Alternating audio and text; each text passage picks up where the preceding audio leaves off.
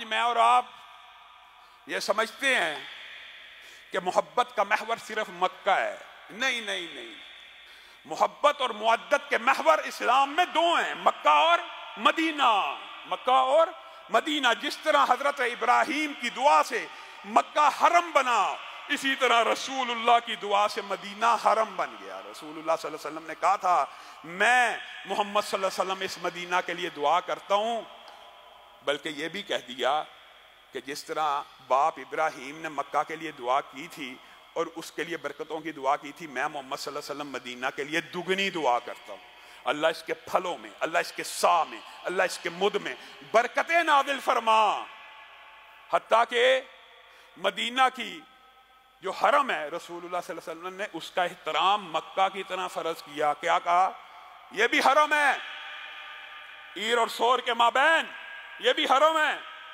مدینہ منورہ کو حرم بنایا. بعض لوگوں نے سمجھا شاید یہ تمثیلی حرم ہے. رسول اللہ صلی اللہ علیہ وسلم نے واضح کیا کہ یہ عینی طور پہ حرم ہے. کیوں؟ کیا کہا؟ نہ اس جگہ میں کسی کو گھبراہٹ میں ڈالا جائے گا، نہ یہاں سے کوئی گری پڑی چیز کو اٹھایا جائے گا، الا یہ کہ کوئی اٹھا کر اعلان کرنا چاہے، اس کو اصل مالک کو دینا چاہے. نہ یہاں پہ شکار کیا جائے گا، نہ یہاں کے جانوروں کو بھگایا جائے گا. میں محمد صلی اللہ علیہ وسلم مدینہ کو اسی طرح حرم قرار دیتا ہوں جس طرح مکہ کو میرے باپ ابراہیم نے حرم قرار دیا. اور کیا کہا؟ المدینۃ خیر لہم لو کانوا یعلمون. مدینہ ان کے لیے بہتر ہے. کن کے لیے؟ میرے اور آپ کے لیے، رہتی امت کے لیے، صحابہ کے لیے. رسول اللہ یہ حدیثیں پڑھ رہے ہیں، والمدینۃ خیر لہم. اور ان کو کیا پتا کہ مدینہ ان کے لیے کتنا بہتر ہے. مدینہ ایک ایسی رہائش گاہ ہے جو جان بوجھ کر یہاں سے نکلتا ہے، اللہ تعالیٰ اس کے بدلے میں اس سے بہتر بندہ مدینہ میں داخل کر دیتا ہے.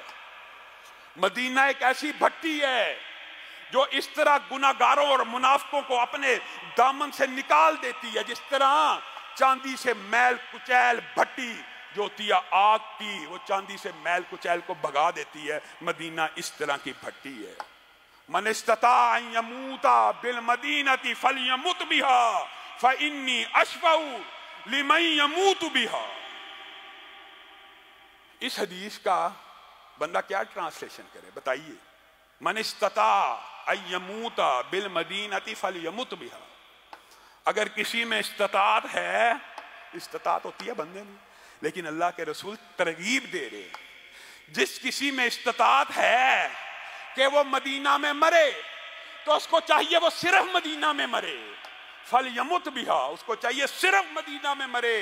فانی اشفع، میں محمد صلی اللہ علیہ وسلم قیامت کے دن مدینہ میں مرنے والوں کے لیے سفارش کروں گا. اسی طرح بقیع میں دفن ہونے والوں کے لیے سفارشیں ہوں گی. متعدد حدیثیں. مدینہ کے اندر جو استطاعت رکھتا مرے، وہ مدینہ میں مرے، میں محمد اس کی صلی اللہ علیہ وسلم سفارش کروں گا. یہ حضرت عمر نے یہ باتیں سنی ہوئی تھی. کیا دعا کیا کرتے تھے؟ اللہ تعالیٰ شہادت کی موت دے کہاں پہ؟ مدینۃ الرسول میں. مدینۃ الرسول میں. صحابہ حیران ہوتے تھے کہ شہادت کی موت مدینۃ الرسول میں کیسے آنی ہے؟ شہادت کی موت تو وہ سرحدوں پہ آنی ہے، جہاد میں آنی ہے.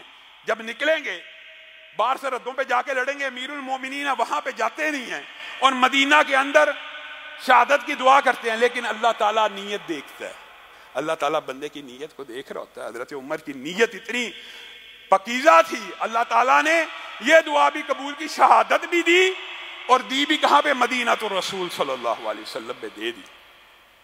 رسول اللہ کی حدیث کے مصداق بھی آگے. میرے بھائیوں، مدینہ کے جو فضائل ہیں ان میں دو اور بڑی فضیلتیں.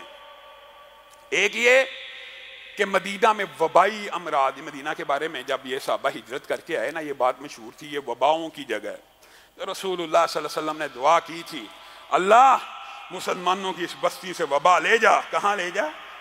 مشرکوں کی بستی کی طرف. اور یہاں پہ دعا کی جائے کفار کی طرف وبا لے جاؤ، ان کو تکلیف ہو جاتی ہے. انہوں نے ویکسین بنانی تھی، ان کے لیے بد دعا کر دی. رسول اللہ کی سنت ہے، مدینہ سے کہہ رہے ہیں وبائیں کہاں پہ چلی جائیں؟ مشرکوں کے علاقوں میں چلی جائیں. اور اس حرم کو، اس مدینہ کو حرم قرار دینے کے بعد یہ فضیلت مدینہ کو حاصل ہے کہ مدینہ میں طاعون اور اس قسم کی وبائیں داخل نہیں ہو سکتی، یہ رسول اللہ صلی اللہ علیہ وسلم کا فرمان ہے۔ پھر دوسری فضیلت کیا ہے؟ دجال پوری دنیا کا کوئی شہر اس سے محفوظ نہیں رہے گا، فقط مدینہ ایسا ہوگا جس میں داخلے کے وقت جب دجال داخل ہوگا سامنے فرشتوں کا پیرا لگا ہوگا۔ ایک بندہ آئے گا، مشہور واقعہ آپ نے سنا ہے، کبھی موقع آیا تو دجال کے حوالے سے تفصیلی آپ کے سامنے گفتگو کو رکھیں گے۔ کتنا بڑا عظیم الشان فتنہ ہے، مردہ کو اس طرح تدریجن اور اس طرح شعبدے بازی کے ذریعے زندہ کرے گا کہ لوگوں کو مغالطہ ہو جائے گا۔ حتیٰ کہ حدیث میں آتا ہے یہ مدینہ میں جب داخل ہونے لگے گا فرشتوں کی فوج دیکھے گا، رسول اللہ صلی اللہ علیہ وسلم کی مسجد کی طرف اشارہ کر کے ایک پہاڑ کے اوپر کھڑے ہو کے کہے گا یہ آخری نبی کا محل ہے، معاذ اللہ، مسجد کو محل کہے گا، میں اس محل کو آج گرا دوں گا۔ سرحد پہ داخل ہونے کی کوشش کرے گا، فرشتوں کی فوج، مسلمانوں کا ایک عظیم الشان نیک انسان اس سے مکالمہ ہوگا، اس کی گردن کو اڑا دے گا، گردن کو اڑانے کے بعد اس کو دوبارہ کھڑا کرے گا، ہاں تو کہتا تھا کہ میں تیرے پہ غالب نہیں آ سکتا، میں نے تو تیری گردن تن سے جدا کی، تجھے دوبارہ زندہ کھڑا کر دیا۔ وہ بندہ کہے گا پہلے تو مجھے شک تھا، اب مجھے یقین ہو گیا کہ تو ہی دجال ہے، کیونکہ میں نے رسول اللہ کی یہ حدیث سنی ہے کہ ایک دجال ایک وقت شہر میں داخل ہونے کی کوشش کرے گا، وہاں پہ ایک بندے کی گردن کو مارے گا، اس کو دوبارہ زندہ کرے گا، مجھے امید ہے وہ بندہ میں ہوں، کیونکہ حدیث کے الفاظ ہیں پھر دوبارہ قتل کرنے کی کوشش کرے گا تو قتل نہیں کر سکے گا، دجال اسی وقت تلوار چلائے گا، ان کی گردن لوہے کی بن چکی ہوگی، تلوار نہیں کاٹے گی، اور اس بندے اس وقت بھی ایسا نیک بندہ، کیوں؟ کیونکہ رسول اللہ صلی اللہ علیہ وسلم کی حدیث ہے ایمان دنیا سے ختم ہوتا چلا جائے گا، ایک وقت آئے گا، ایک وقت آئے گا ایمان دنیا سے ختم ہوتا چلا جائے گا، لیکن ایمان ایک جگہ موجود ہوگا، اور وہ جگہ کون سی ہوگی؟ مدینہ، کیونکہ مدینہ سے ایمان شروع ہوا اور مدینہ میں واپس لوٹے گا۔ ایسے بھی رسول اللہ نے مثال دی ہے کہ جس طرح سانپ اپنے بل میں واپس لوٹتا ہے، مدینہ سے ایمان نہیں نکل سکتا۔ مدینے والوں کے بارے میں رسول اللہ صلی اللہ علیہ وسلم نے کہا جو اہل مدینہ کو تنگ کرے گا وہ نمک کی طرح گھل جائے گا، یہ حدیث ہے۔ جو اہل مدینہ کے اندر بدعت کو رواج دے گا وہ نمک کی مانند گھل جائے گا، اس کے اوپر اللہ رسول فرشتوں کی لعنت ہوگی۔ گویا مدینہ ایک ایسا مقام ہوگا جہاں شرک و بدعات قیامت تک کے لیے سب سے کم ہوں گی، ایمان قیامت تک سب سے زیادہ ہوگا۔ محدثین، علماء، فقہاء، جتنے بھی عظیم الشان قیامت تک لوگ پیدا ہوں گے ان میں اکثریت مدینہ کی طرف ہوگی۔ تو میرے بھائیو، عقیدت کا، الفت کا، محبت کا، معدت کا محور صرف مکہ نہیں ہے بلکہ مدینہ بھی ہے۔